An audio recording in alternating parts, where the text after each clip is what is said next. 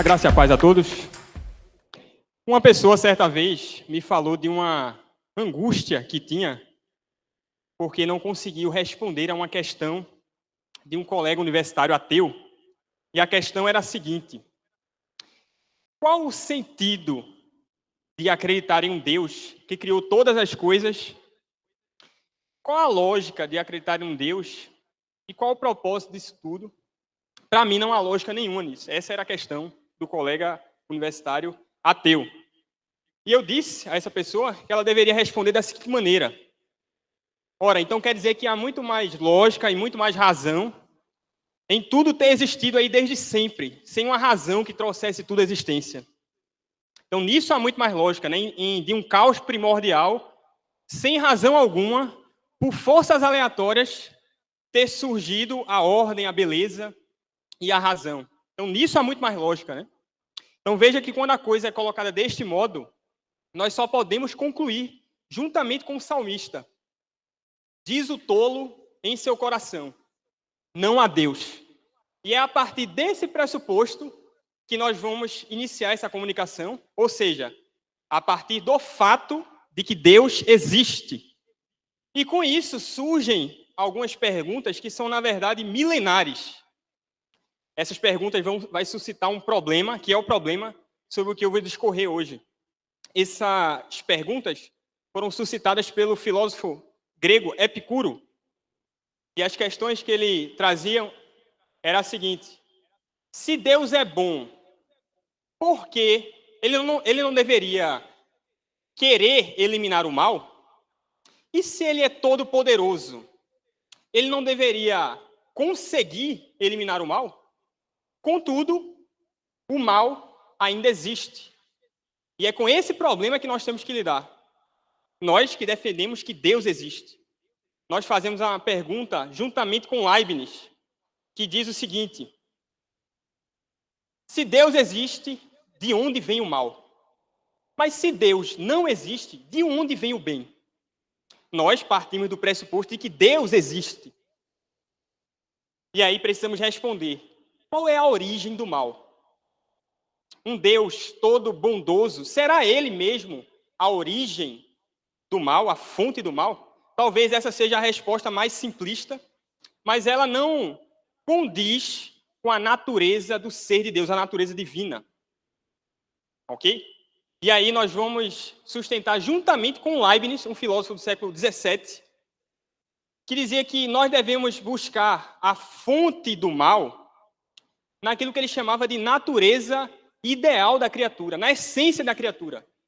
Ou seja, para Leibniz, a criatura, em sua essência, ela é limitada. Todo ser criado, ele tem uma limitação original.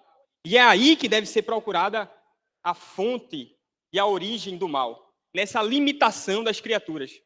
Mas alguém poderá perguntar o seguinte: mas por que Deus não criou os homens e as criaturas livres sem essa liberdade, sem essa limitação?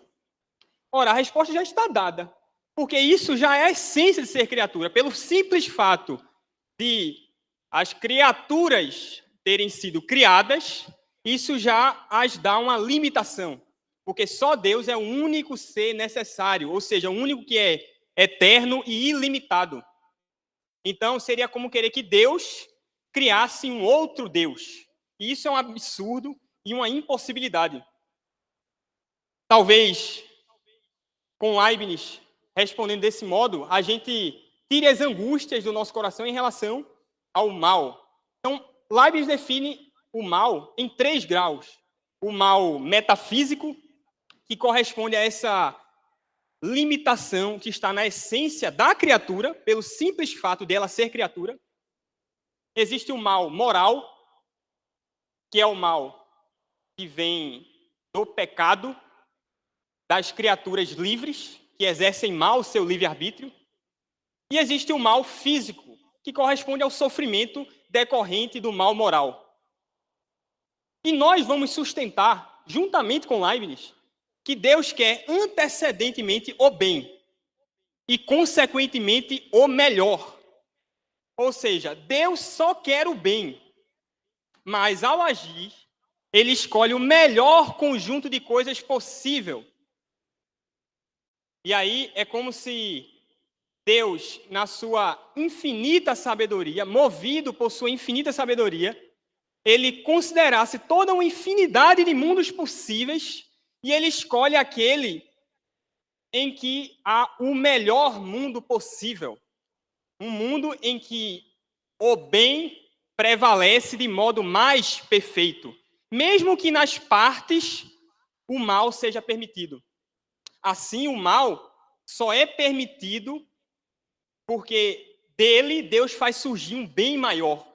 E é assim que nós devemos encarar o problema do mal, olhando para a sabedoria divina que consegue ver o todo da realidade criada.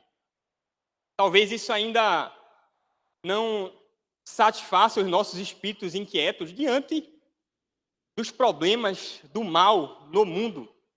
E surjam ainda algumas perguntas. Não seria melhor não trazer nada à existência?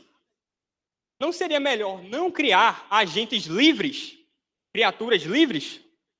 Desse modo não haveria o mal, porque se o mal, a fonte do mal está no fato de existir as criaturas e criaturas livres, então o melhor para muitos ou para alguns seria melhor não haver mundo ou não haver criaturas livres. E esses são questionamentos. Mas veja, as pessoas que defendem isso, elas não conhecem o todo da realidade do mundo. E só Deus tem essa infinita sabedoria para conhecer. Elas ignoram que este é o melhor mundo possível. Afinal, elas não têm todas as variáveis para julgar como que seria o melhor Deus não ter criado nada ou não ter criado os agentes livres, ok?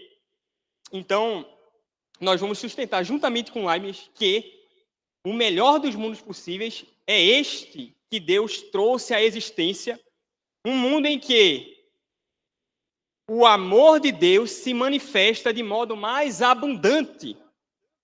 Se o ato da vontade de Deus, esse ato da vontade de Deus, em criar criaturas livres, isso demonstra o seu amor. E nisto está o melhor dos mundos possíveis.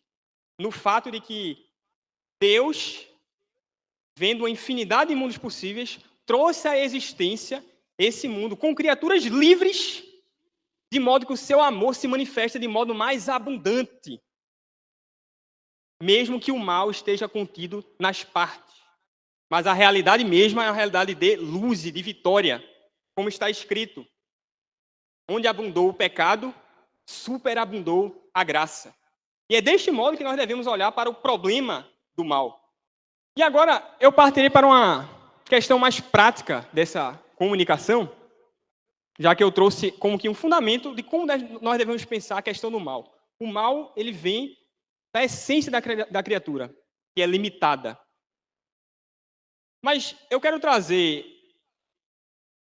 como os homens lidam com o sofrimento, que é o mal no mundo, para mostrar como as nossas contradições internas, elas influenciam negativamente no modo como nós pensamos e discussamos a respeito de Deus e da sua natureza.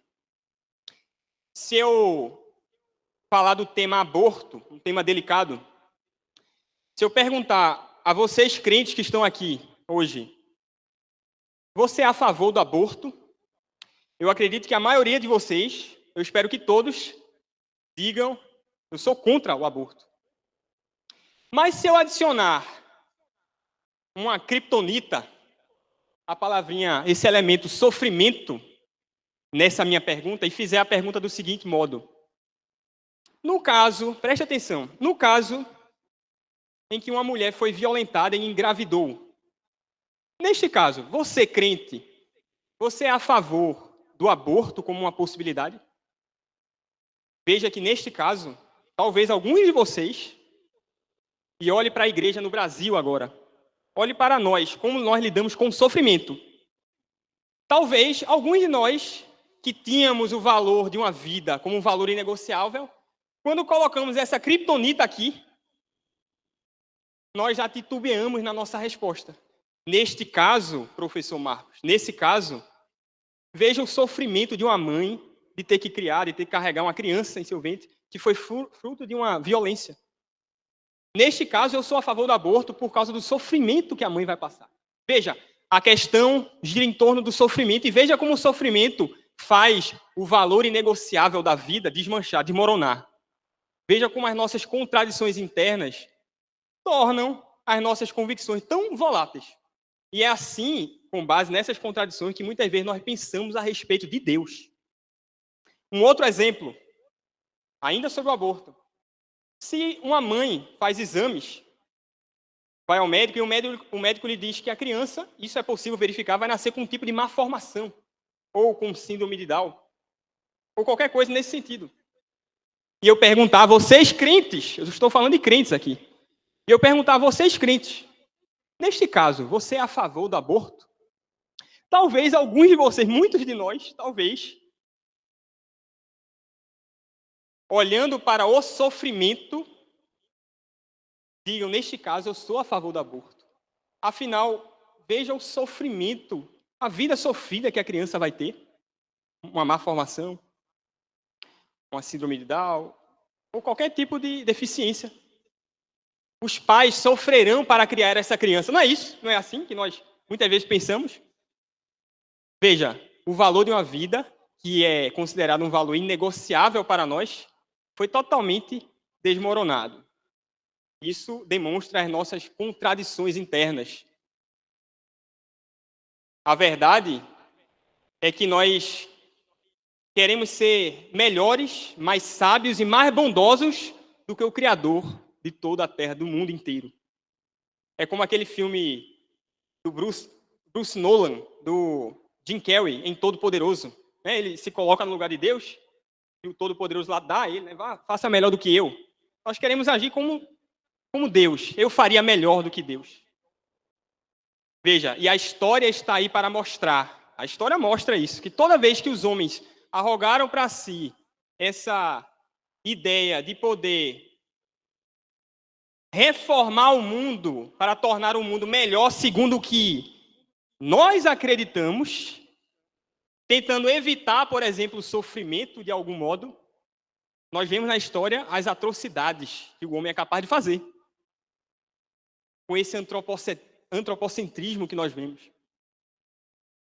Então, o homem ele precisará ser confrontado pelo Senhor. O homem que é limitado e que não enxerga o todo, como o Senhor Deus, em sua infinita sabedoria, enxerga, ele precisará ser confrontado pelo Senhor, até ouvir como Jó, onde tu estavas quando eu fundava a terra. Então, é disso que nós precisamos, desse confronto, e perceber a nossa limitação, porque essa é a essência da nossa essência de criatura. Nós devemos sempre conceber o Senhor Deus como Deus todo bondoso, infinitamente sábio, todo poderoso. E é aí que está a nossa segurança. Ainda falando sobre como nós lidamos com o sofrimento, eu vou trazer um exemplo de um autor do século XX, chamado C.S. Lewis. Ele é um dos maiores apologetas do século XX. No ano 1940, ele escreveu um livro, O Problema do Sofrimento, onde ele faz uma espécie de defesa de Deus e da bondade de Deus, sustentando que o mal e o sofrimento, Deus o permite e que Deus se utiliza algumas vezes do sofrimento de modo pedagógico, querendo ensinar e corrigir o homem. Ele escreve esse livro em 1940. 20 anos mais tarde, 1960, a sua esposa, Joy Davidman, morre de um câncer. E C.S. Lewis, pela segunda vez na infância, ele já tinha enfrentado a morte dos pais, ficando órfão. Mas pela segunda vez na sua vida, ele enfrenta um luto dilacerador, angustiante, perdendo a sua esposa. E ele vai escrever em seu diário, vai descrever o seu luto em lágrimas, vai escrever. E esse diário, posteriormente, no ano de 1961, vai ser publicado como um livro chamado Anatomia de um Luto. E é neste diário em que ele faz realmente uma espécie de anatomia do luto dele. Ele descreve os sentimentos mais angustiantes dele diante do sofrimento da perda da esposa. E ele vai, neste diário, em lágrimas, questionar a Deus e se revoltar contra o próprio Senhor.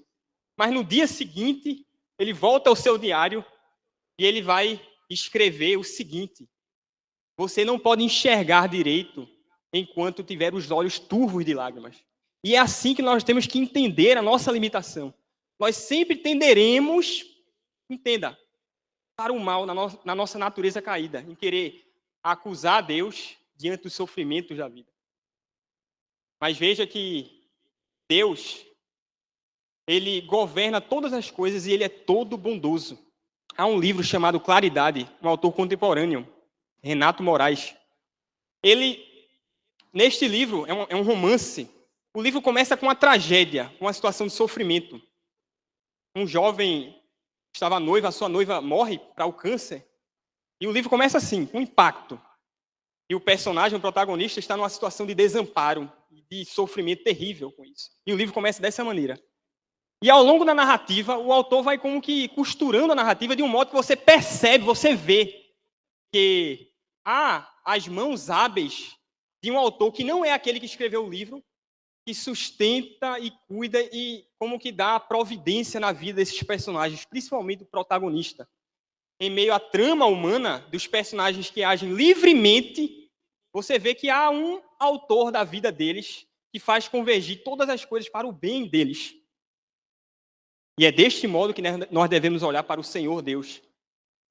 Porque a realidade, ela não é feita de trevas. Em parte ela é, mas um dia não mais será.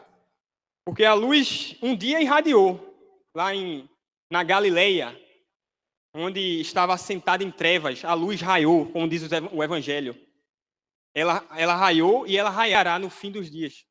E nós podemos estar seguros naquilo que diz o Apocalipse. E ali não haverá mais noite, e não necessitarão de lâmpada, nem da luz do sol, porque o Senhor Deus alumia e reinarão para todo sempre. E esta é a nossa segurança diante do sofrimento. E um dia toda a treva será dissipada e só haverá o sol da justiça a nos iluminar. Que Deus abençoe. Obrigado.